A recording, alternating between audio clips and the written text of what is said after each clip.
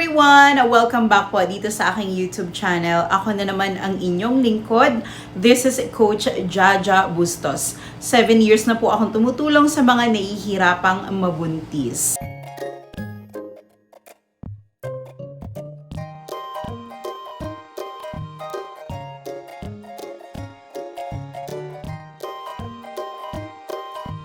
Sa loob ng 7 years ay marami na po tayong natulungan mga kasis sa pamamagitan po ng ating natural fertility method. Exciting mga kasis ang ituturo ko sa inyo sa aking video na ito dahil ang ituturo ko po sa inyo ngayon ay tungkol sa mababang matres. Kung natatandaan ninyo sa unang mga video ko mga kasis ay itinuro ko sa inyo kung ano ba ang mga senyales na mababa ang matres ng isang babae kaya nahihirapan siyang mabuntis. So sa video naman na ito mga kasis, ituturo ko sa inyo ang mga gagawin po natin at kung ano ba ang mga dapat nating gawin para maiwasan natin na bumaba ang ating matres at kung ano ba ang solusyon na dapat nating gawin para maiwasan na bumaba din ang matres natin nang sa ganun ay mabilis tayong mabuntis. For sure mga kasis ay marami kayong matututunan sa video na ito ngayon.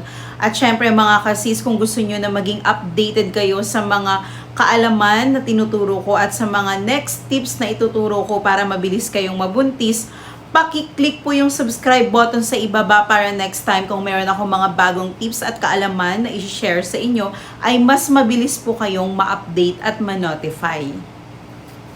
Paano nga ba natin maiiwasan at masusolusyonan ang pagbaba ng matres natin? Wala na kasi tayong magagawa mga kasis kung ito ay bumaba na.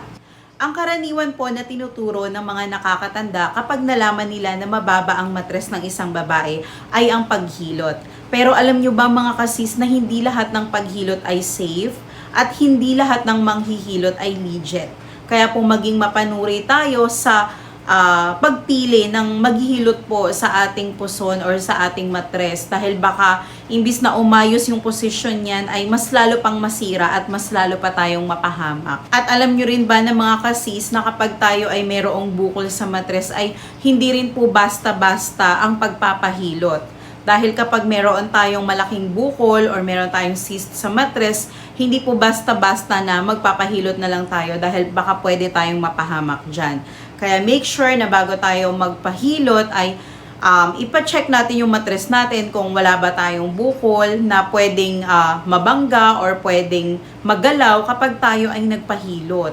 Mga sis, maliban sa paghilot, meron pa tayong mga paraan para maiwasan at masolusyonan ang pagbaba ng ating matres. At syempre mga kasis, ito ay mas ligtas na paraan para mapataas natin ang matres po natin.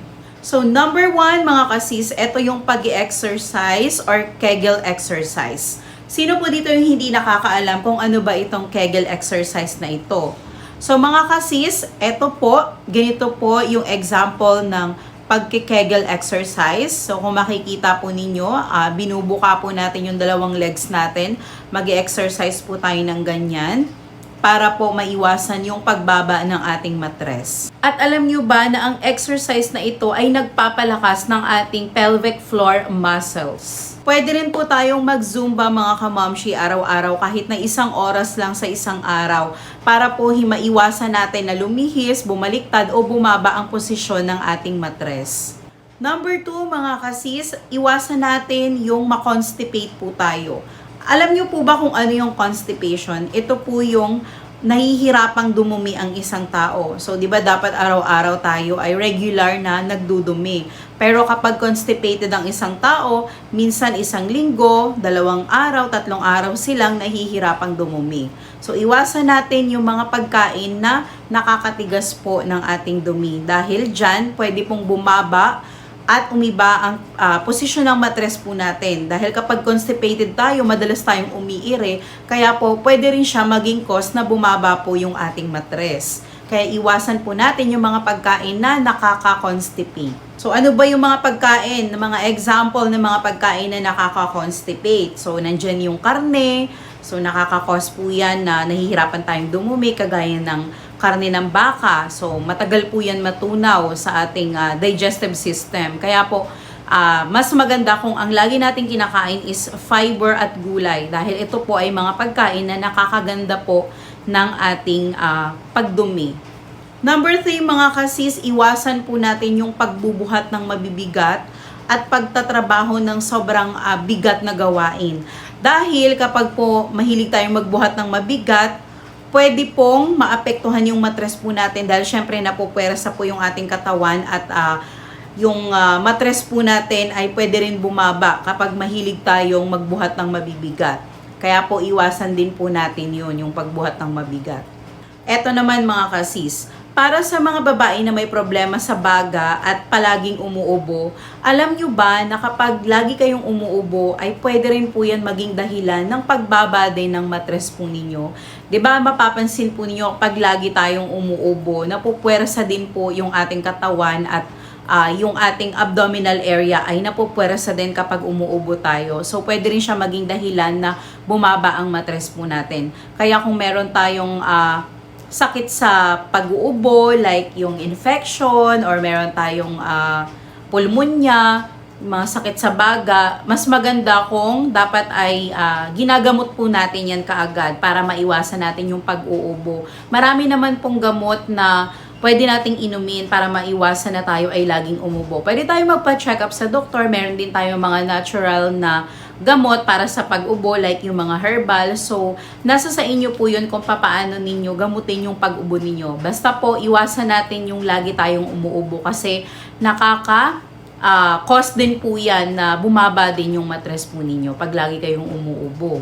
Number 5 mga kasis, huwag tayong masyadong magpataba at maging overweight. Kasi alam nyo mga kasis, kapag overweight tayo or obese po tayo or tumaba po tayo, nagiging dahilan din po yan para bumaba ang ating matres dahil kapag tayo ay tumataba at tumataas ang timbang natin, yung matres po natin ay pwede rin kumapal. So kapag kumapal yan, pwede siyang bumigat at magkokos siya na bumaba din po siya sa maling posisyon. Kaya kung kayo po ay nagiging obese at tumataas ang timbang ninyo at tumataba po kayo, dapat ay magpapayat na po kayo kaagad. So doon na papasok yung healthy diet.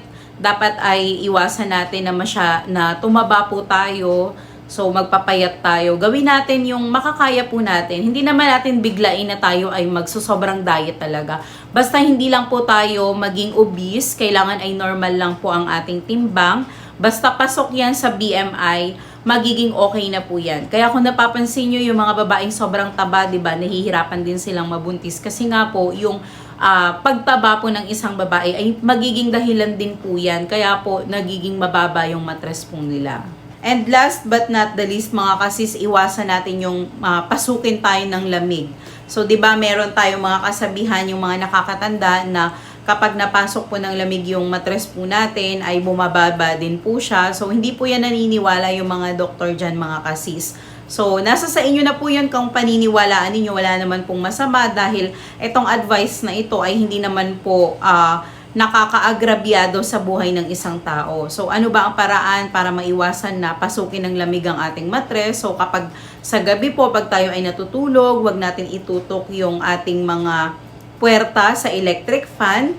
So, iwasan natin magsuot ng sobrang iksi ng mga palda at short, lalo na pag tayo ay matutulog na at mahilig tayong bumuka-bukaka.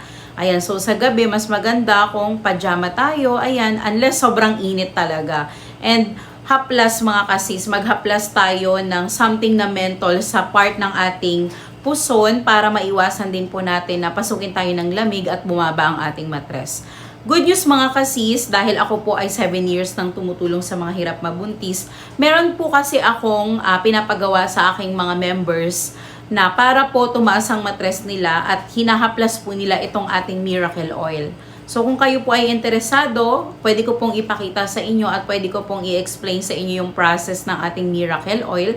Baka po sakali ay makatulong ito sa inyo para hindi kayo pasukin ng lamig at pwede rin po itong panghaplas gabi-gabi para po tumaas ang ating matres kung ito man ay bumaba. Nang sa ganon ay mabilis kayong mabuntis. Mga kasis, disclaimer ko lang dahil ako po ay coach lang at hindi po tayo doktor or espesyalista. At ang mga tinuturo ko po sa inyo, ito po ay mga experience-based knowledge lang dahil nabanggit ko nga po na ako ay 7 years nang tumutulong sa mga nahihirapang mabuntis.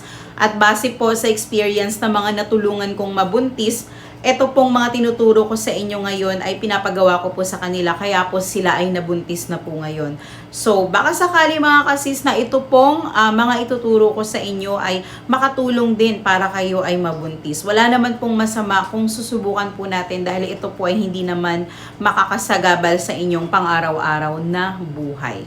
Okay, so sana ay marami kayong napulot na aral at natutunan sa aking video ngayon mga kasis. At alam nyo ba na marami pa akong ituturo sa inyo, basta mag-subscribe lang po kayo dito sa aking YouTube channel. At kung nagustuhan nyo yung video ko mga kasis, i-click nyo lang yung like button dyan sa ibaba. At kung meron kayong mga kakilala na nahihirapan ding mabuntis dahil mababa ang matres nila, pwede nyo pong i-share sa kanila itong ating video. So, i-share nyo lang, click nyo lang yung share dyan at ibigay nyo sa kanila yung link para po mapanood nila ang video na ito. At baka sakali na matulungan din natin sila. Okay? So, once again, ako po si Coach Jaja Bustos. Thank you so much po sa panonood dito sa aking vlog.